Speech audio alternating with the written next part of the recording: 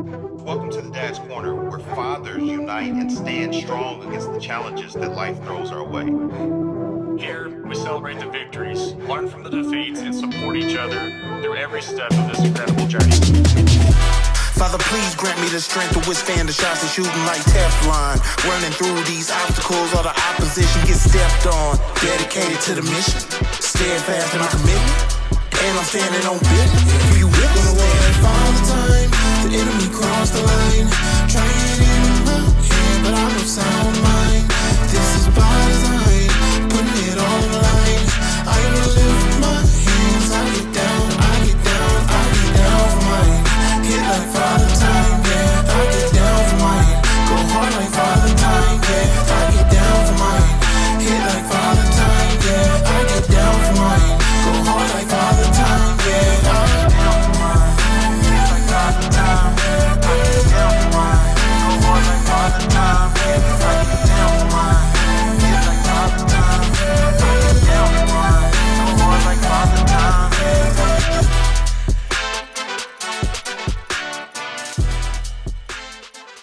Welcome, guys. Episode 3 of the Dad's Corner. Jayson Chrysler again. Buddy here, Tony with the keys. What's going on, man? How's your week going? Man, I have had a good week so far. Had a good week last week. It's been just good stuff, man. A lot of good stuff happening for the fam. Had some basketball games this weekend. My daughter was playing, and just, we talked about it on the last show, like seeing that development, bro, like it's starting to come. Just some of the stuff that she would fight me about. I saw her do some of those moves in the game. It was awesome. Like, it was a good weekend. Well, after this, I am going. Yeah, we're going. I'm going to try to dunk. I feel to see where we are, and before the end of this year, you're gonna have me dunk a basketball. 100%. And so after this, we're gonna record it. It will be in this podcast when it airs. So it'll be the beginning attempt, and then once I get it, we'll throw it in there and see where we're at. Absolutely. I found my basketball shoes last night. And you got a basketball with you? No, but we just go to rec center. Okay. But I'm gonna do it. I'm either, this first one may be critical. See how high I can jump. Bro, it's serious, man. It's serious. So I tried to do something again this weekend, and it doesn't hurt. Like, I don't know. So I've been stretching. I've been kind of doing some working out and stuff. Like, it didn't hurt as bad. As you get older, you have to stretch more. Oh, absolutely. The stretching is, you can't show and go anymore. For sure. Golf is about the only game you can do that, and that's if you don't care. That's it. You can show and go in golf if you don't care how you're going to play, but you can't show and go in any other sport and not physically get hurt. Get you a little liquid courage on. Oh, well, listen, you'll be good. Golf is the only sport too. You can show up at 9 and be like, "Let married, let's get it going." You're not going to show up to a 5-on-5 and be like, "Start off with a whiskey and coke." No. So, but yeah, it's good. But yeah, so this week was kind of crazy. We moved our daughter to a big girl bed. So big step. A little bit harder watching her go to a bigger bed than my son. And she's doing much better than he did. Son kind of struggled a little bit with just going from that tightness of a crib to the freedom of a bed. And she's kind of taken it and been like, about time.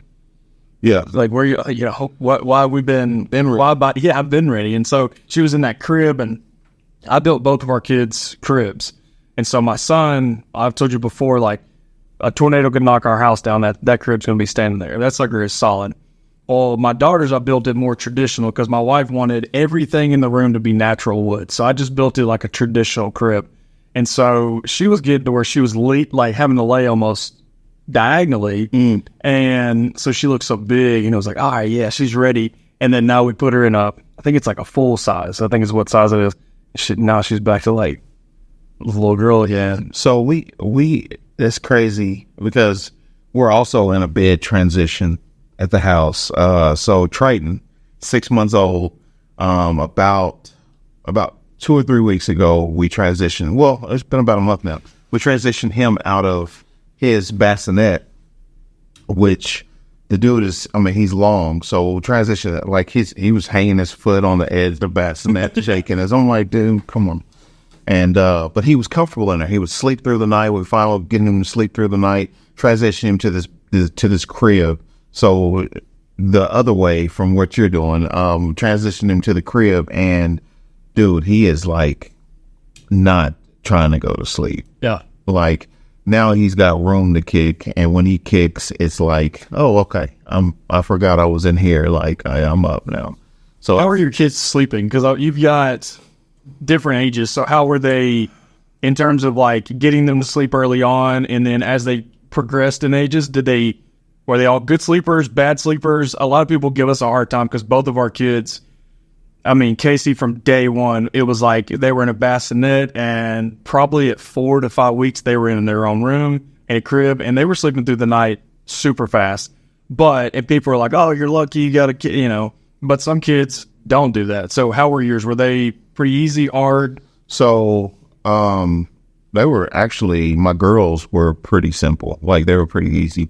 I might have to like, as they got older, like as babies, they were very easy. As they got older, then like Tyler would always, I'm telling you, in the middle of the night, like it would never fail. Mommy, Daddy, like just come. I'm on my, be there in a minute. Yeah, what's up? And so, Dex is just like, he'll just go to sleep.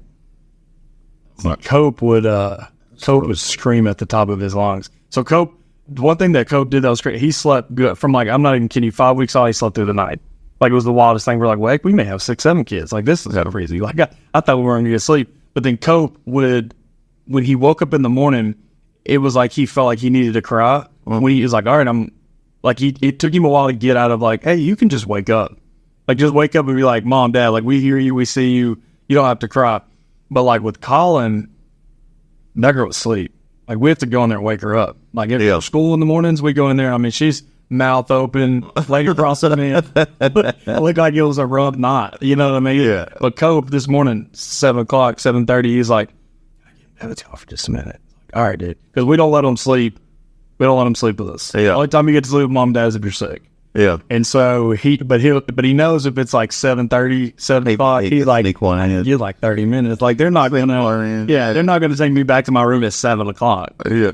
But Colin's never done it. She's never once come out of her room, climbed out of the crib. That's awesome. Like she's never done that. But it's crazy the difference between the two of them. Because like there's times where Kobe even now will be like, let me come in. I just want to tell you good night one more time. I'm like, bro, we've done our handshake. We've done everything. Like we have a handshake we do every night. I'm like, we've done it all. It's go to sleep. It's time. You know, he's the one that like, I need a drink. I gotta go to the bathroom. Colin's just like, it's time to go to bed. All right. We'll see you. That's hilarious. So, you know what else is funny is like, I don't know. I guess I'm like, to certain things, I'm a light sleeper, and to certain things, like I sleep through. So there are certain times in the night, about 5 o'clock, like I am dead to the world. My son, like Triton, wakes up every night about 4:30, 5 o'clock.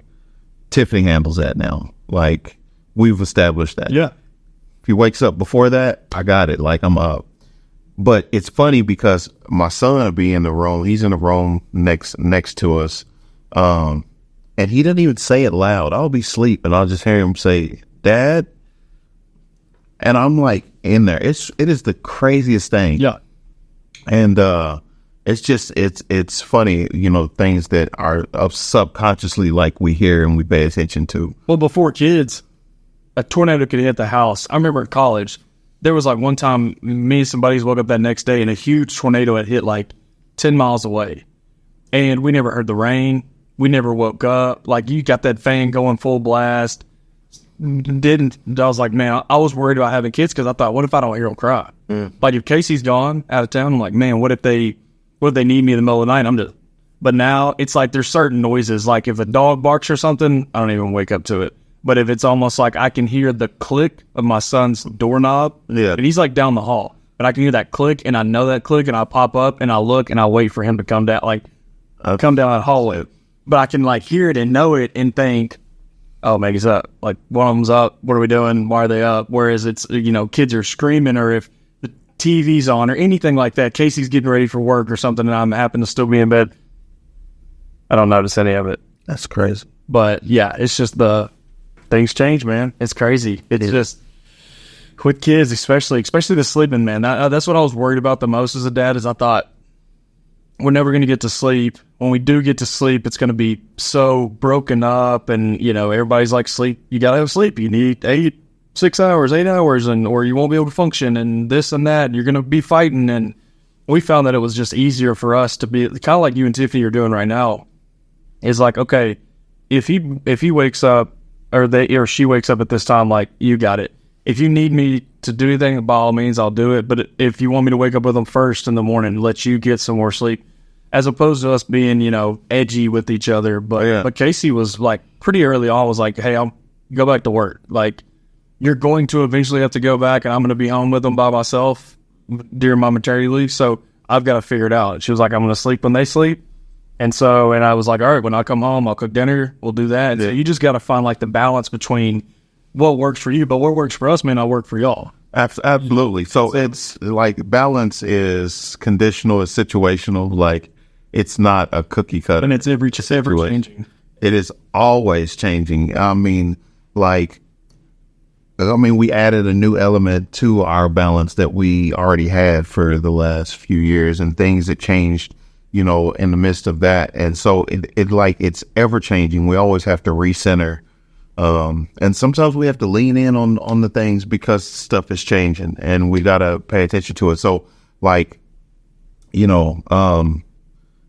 daughter is getting older, Tylen is getting older. Anaya is getting older, Dex is getting older, and I'm starting to see little developmental things, little things that they do, little mannerism changes, all of these things. And then looking back in retrospect and seeing my baby, thinking about they were like that. Yeah. And how they progressed and made it through so much and these different changes. And now they're here at this point, and it's just I think it's just a really big thing that we have to understand as fathers, as dads, that things will not always be the same. Things are going to change, and we have to be ready to adapt to those changes. And it's not like things change for the worse, and sometimes they can change and be not the best. But I think that if we are prepared for those changes, or at least prepared to adapt to them, and we have that in our mind, we can be ready for the changes that they come. Well, and we talk about fatherhood being like a job, but and not a job that we, you're paid for or anything like that, but a job that God gives you and allows you to do. And so what's crazy about it is your normal job, your day to day, for the most part, it's the same things day in, day out. A lot of careers it's the same day in, day out. Well, fatherhood's not that way. Fatherhood may have, you may be potty training one week, and then the next week you may be feeding, a baby who is now eating solid foods, or, it's a bunch of different things that especially as fathers, for the first time, you're like, when do we do this? How do we do this? And so the one thing that I realized is God's already equipped you with the basic skills. Even if you don't know anything about babies, because I didn't. I was the one that if you had a new baby and you and Tiffany came over to the house, Casey would hold that baby immediately. I'd be like, I might drop it. I don't know. I want to drop it. Yeah, I don't want to drop it. They got a soft spot, I heard, and I don't want to drop. I don't want to hit them on this. So it's I'm not even gonna. But then, the moment Cope was born, it was almost like, nurse, Cope, give me, come here, give my kid. Yeah. I want to hold him, and so I was so worried about so many things. But then I realized it's you've got to be ready. It's gonna always be changing. Every situation, and we're gonna talk about that here in a second. Just the different stages of life are going to happen whether you want to or not. You're going to have a baby, you're going to have a toddler, you're going to have a teen, you're going to have those things. And so, but I think a lot of times we don't give ourselves, especially as dads, credit for, we're going to know what to do. There's many situations where I needed Casey, but I always told her, I want you to rest easy in the fact that, Lord forbid something happens to you, I'll do it. I'll figure it out, but the show makes it a lot easier. They're sitting there because she's got that good nurturing side that I don't normally. Absolutely. So there's all these transitions, and I think that we're better apt to handle those things because we've been through them. we've seen transitions, even if it wasn't from us. Like we've seen it from our friends, from family members, from other kids as they grew up and they went their own certain paths, and they, whether it was good or bad, like we've been able to recognize what changes can happen and how they can go. And so, just trying to help them be mindful of those, and then you being mindful of the way that you're leading them and guiding them and all that stuff. But change is going to happen, man. And I love change. So we got to embrace it. We got to embrace it, because change is, I feel like change is, like overall, it's good. Mm-hmm. It's good. Yeah. Change is good. Well, and one thing I've noticed too is I don't remember the ages as well. Like Cope will be doing something and then Colin is behind him. So she's 16 months younger. And so she'll be doing something and I'll be like, man, why is she doing that? Like she didn't, in case he's like, yeah, he did. About this time, he started doing that. And I'm like, I don't think he did. But my wife takes enough pictures and she's like, yeah, remember when we were here and he was doing that? And I'm like, okay. I'm like, you're right. And so there's a lot of times where I may look and be like, well, she's whining more, or she's, she's a lot better sleeper. And then in case of it, well, I mean, they are the same, but one thing you got to stop doing, especially with other kids, is comparing. Yeah. So I thought, okay, if a buddy's kids are doing this by this age, my kids need to be doing this by this age or sooner. Or if my kids are doing this at their age, why aren't my friends' kids doing it? And so I ran into that a lot, where it was putting unnecessary pressure like on our kids, especially Cope. I do hold him to not a higher standard, but a different standard than I do my daughter. And so Colin gets a lot more grace with things I've found with me, as opposed to Cope. I'm on the spot. I'm on him. And so, but a lot of times it's like unfair. It was like, we're out there the first time I'm ever throwing him baseballs. And I mean, he's 4 and he can hit me throwing it to him. And so that's really good. But there was times where it's like, you're not taking this seriously. Like, if you don't want to do this, I'll go back, and I thought to myself, he's 4, he's trying to figure out how to even just play and play, swing. So yeah, after he hits a bucket of balls, he's probably done. Yeah. Whereas like, I was thinking, well, when I was a kid, I could hit forever. Well, yeah, I was also 10, 11 and wanted to spend all day hitting baseballs. Oh, that's right. So yeah, it's tough. It's tough to not put the unnecessary expectation on kids early on. Like, and then let them be a kid. I don't think that we realize the different stages, like the true timeline of when we did things as kids. Right. And maybe it was different because like things change in this world too. Like the world has changed. Like things are just kind of a little bit different. I mean, we had some summer league ball and all kinds of stuff like that, but now there's like traveling summer league teams and all. I mean, like it is a different vibe right now at extremely early ages. But then you also have the other side of that where it's like, don't be too hard on them. Like it's, they'll figure it out on their own and all this stuff. I saw something that said that we get 18 summers, but the developmental years, we really only get about 11 summers of those developmentals.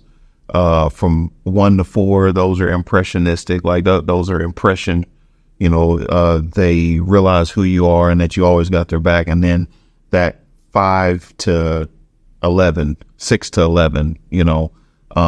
is where you can make those impression, like those, the impactful years, like where they're learning different things and all this stuff. And so it's important, like in that mind frame to be strategic with the way that you're, training them up, the way that you're telling them stuff, and be mindful of the changes that they're going to go through in those years.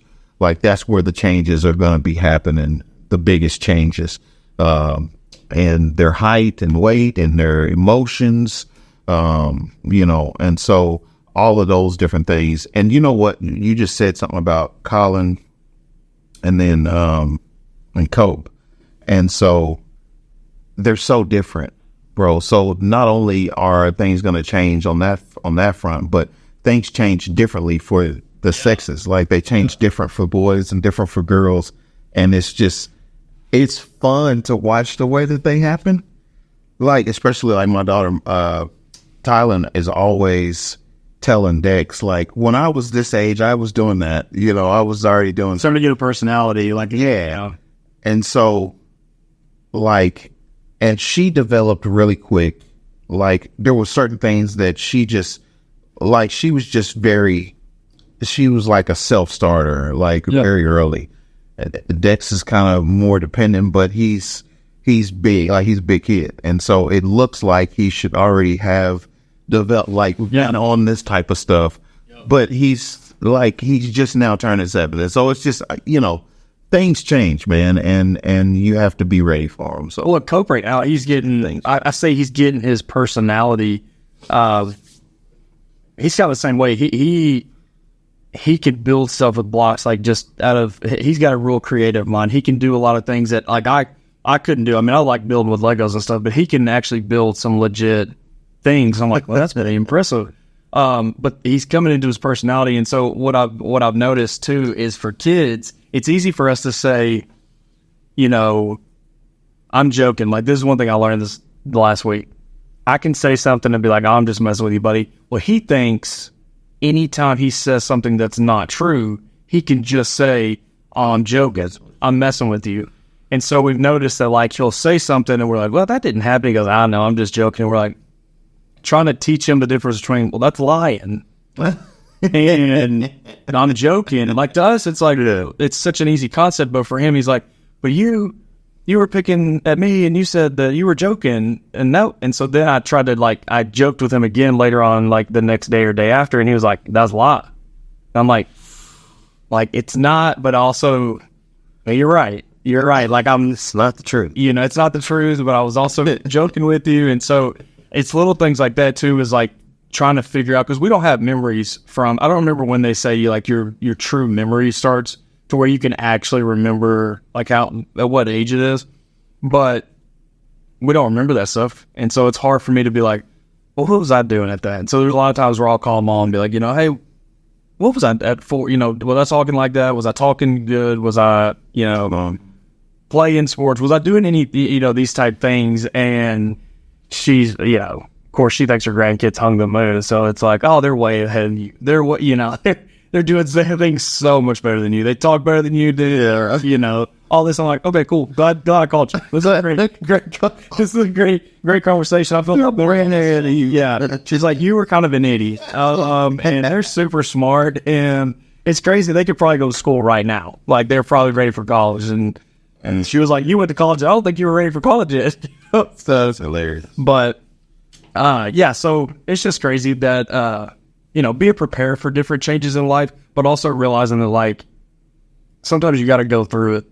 Like, one of the best things is you got to be thrown in the fire. Like, you got to be in the lion's den. You got to trust in God. You got to trust in, like, what He's given you, just as dad intuition. And know that you're gonna do it. I've had a couple of buddies over the last few weeks and months who have had kids, and you know, you could see the anxiety building up when the baby's about to be born. Of like, you know, it's here. Yeah, like I'm about to have to step in, and so I think once it happens and you get to change that first diaper, you get to do a lot of those things.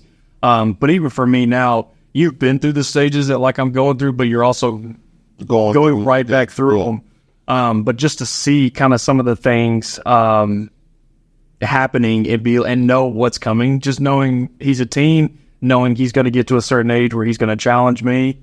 Yeah. And, you know, being physically ready and just being physically, you know, beside him to say, all right, you're not there yet, but, like, I want you to progress to this. And even with Colin, just saying, hey, I know you're going to go this way, in case he knows a lot more about what you're going to go through, but, like, I'm still here. I'm not always going to understand the dynamic of what you're going through, but, like, I'm here. And so that's one thing too, is, like, your kids are like school age. I mean, so you've been through, like, the whole drop off, like, you're the coolest man in the world. And I'm sure you're going to get to the point where you're not. Oh, I'm there. You're not the coolest. You're not the coolest. I'm not, like, and so, man, it's crazy. So my daughter, Tylen, And I was the same way. Like, you know, like I would take them, like they would love to be around me, you know, all this stuff. And at some point, I think it's whenever like the digits double up, like at the double digits area, like I'm not as cool to them. You're still cool. I know. And here's the thing is that I'm cool to her friend. Like I helped them, I coached and all this stuff with them. And I would do stuff like I'm a cool person is what I would think. However, to her, I'm like, dude, you are not cool. Skibbity toilet or some kind of whatever that is. Yeah. Like just, yeah, not cool. And so I'm just like, you know. Do you remember at what point you thought your parents were like the same way? Because I mean, I think we all go through it. I don't know. Like, I don't know when it happened, like where it happened or how it happened. But, you know, like you want them to take off the, you know, take off the training wheels. I remember the exact moment of thinking to myself, this is awful. And it was later on. Like, I mean, there was times where I obviously probably thought they weren't cool, but I go to the movies with a girl. And I'm expecting them to like drop me off or drop us off, come pick us up. We couldn't drop yet. So I was like, okay, they'll drop us off. Come pick us back up. No big deal. Well, we like park. I'm like, okay, well, they're going to make sure we get in, then they're going to leave. Well, then they get 4 tickets. And I'm like, maybe they're going to go to a different movie theater, like a different room, you know, than me and her. And then they get 4 tickets to the same movie.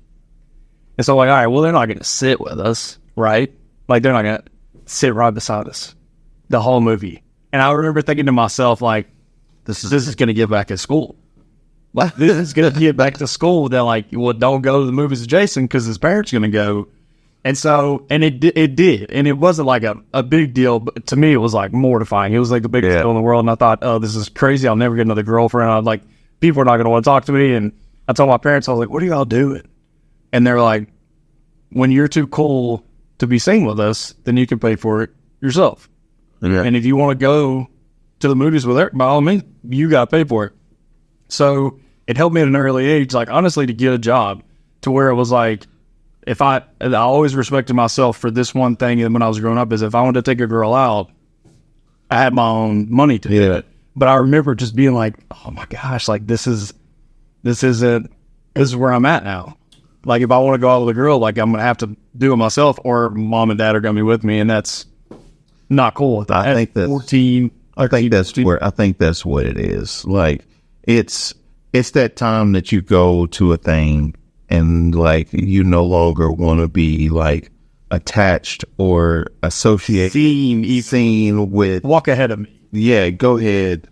I'm about to go over here with them, and like they don't resurface for the whole game or the whole show, like until it's time to go. Like that's whenever it starts. Yeah. Well, you know? My mom would just be mean to girls because she was like, well, nobody's ever going to be good enough for you. And I'm like, right, but you know, these are 13, 14-year-old girls. You can't bully them. You know what I mean? And so it was just funny because I would like go to my dad and be like, yeah, teacher, go. He's like, man, she wants to watch it, you know. I also make it bad too, though. Like I'll do certain things, you know, the little stuff. Oh, don't give me, you know, like, you know. And while you're sitting there like, I don't know, Tiffany, I don't know why she don't like me. I don't know why she don't think I will. Whenever I think about it, if I'm thinking back, like there's been signs. Yeah, there's signs. That's something. That's great. Oh, yeah, man. Well, yeah. Well, so one other thing too is with Tylen getting older and doing cheer is something we're barely getting into. Like Colin's doing a cheer class right now. Well, cheer's another thing I want to talk about. Side note. So the cheer class is at 4:00. Well, it's hard for people with jobs to get to somewhere because you can't. It starts at 4, so that means you got to get there. Get the kid before 4. And depending on where you live in Northwest Arkansas. Right. It's all just thinking like, what do you people just on a normal basis get like these classes? Because these people don't want to work super late either. So they're trying to get their classes in early, but it's like, well, how do you get the kids to there? But anyways, that was just a side banter. But so Colin's getting into it, but she's just still doing that let's learn how to hold our hands up, and let's, we're doing jump splits in there, which, that's what they do for like an hour. But your daughter's like competitive cheer, and y'all like travel, and y'all, it's like a big thing, right? So we did. Y'all not doing that anymore? So we got out of competitive, and because she started, like, I was like, baby, you got to pick up a ball. Like, she's 5'7" at 12, like, pick up a basketball. So in 5th grade, she picked up a basketball. She was still doing competitive cheer then, and was like, they were winning all kinds of stuff. And so she picked up a basketball. We moved to this different school, and she had some friends there, and she wanted to go to basketball practice. It was a conflict. And she wanted to go to basketball instead of cheer. And, we've always been on the mindset, like, if you don't do these things, like, you're not going to quit. But if you keep not wanting to go, like, then I'm not going to force you to go. But then we're going to be done after the season. So after that season, we were done with it. And she started into school cheer. And so now she's in school cheer. The competitive cheer, all of that stuff has prepared her. And now she's like one of the top, girls. It's probably easier, right? Because it's more during the day type stuff. Yeah. And so, I mean, she's at cheer practice right now. Like, we had to take her to cheer practice this morning. So it is, man. It's that's a world unknown. Like, the competitive cheer stuff, though, bro, it's nuts. Y'all like travel? Didn't y'all go to? We went all over the place. Florida, like Kansas, Texas, like all over the place. Anywhere that there's, it's just like traveling baseball. It's exactly like it. It's exactly like it. But baseball, you're going to be there for like the performance, the game. It lasts a little bit longer. Yeah. The cheer, I mean, you're talking about 3-4 minutes. So you're traveling all these places, and maybe they perform twice. Oh, geez. 4 minutes, and yeah, it's nuts. You're there for like 2-3 days for 8 minutes max, maybe 12. It's crazy. Hotels, not your regular run-of-the-mill hotel. Oh, gonna put them girls in the night. I mean, it's competitive cheer. Like, yeah, there's a parent competition too. 100%. I don't indulge. Oh God. See, you don't indulge. Child was like, you lying. Sit down. Oh, man. Well, that's awesome, dude. Well, guys, appreciate everyone joining us this week. Don't forget, subscribe, like, go to any of our social media accounts, man. We just appreciate the support. Next episode, we're actually going to start reading off some comments from some of our subscribers and friends that we've already started receiving, which is great. We appreciate all of that. Leave your comments, topics you'd love for us to talk about, things you want us to go over. Kind of wide open. I mean, it's the wild, wild west. I mean, as a father, you deal with a lot of things, and so nothing too crazy or too wild for us to talk about. If it's too wild, we just won't talk about that. I think that we'll start to hone in on kind of different ideas, but definitely, like, we want to try a bunch of different topics around you and being a dad, the struggles, the wins, the failures, all of that stuff. So we want to talk about it all, the pains and the gains. So I got a dad joke, bro. I'm ready for it. I had a joke. So, well, I say it's a joke. This is kind of real. So, like, we're considering getting into like the honey thing, like bees, like get honey. Okay. Yeah. So I went to the beekeeper, and we've got to do the best start of the story. I've never been more interested in a story than I am right now. Went to the beekeeper and just asked for a dozen bees. Get started. Is that what you? Is that? I guess that's how you get started. It's like donut holes, right? That's how you order bees. So a dozen bees. He rounded them up. He gave them to me, but I noticed that he gave me 13. I was like, sir, there's 13 bees here. Oh, so you counted them? Well, you could see them. I mean, it's only 12. It's 13. He said, oh, this is your first time. First one's a freebie. It took me a second. I'm embarrassed by how long it took me to get it. I was waiting for you to keep going. I was like, Did you see that? first time I was waiting for you to say, yeah, first time they normally kill one. And I was like, God. You wanted it to go dark. Because you were sitting there, you said, I got 13 of them. I was like, oh, you only wanted 12. He knows that for every dozen, they kill one. Like, That's I thought he put 2 queens in the wing. Yeah, he's like, there's 2 queens and we're just going to let them battle. It's your first time. So it's a freebie so that you don't, All right, well, hey, shut the dang doors. Shut it. That's it. Appreciate it, guys. Thank you.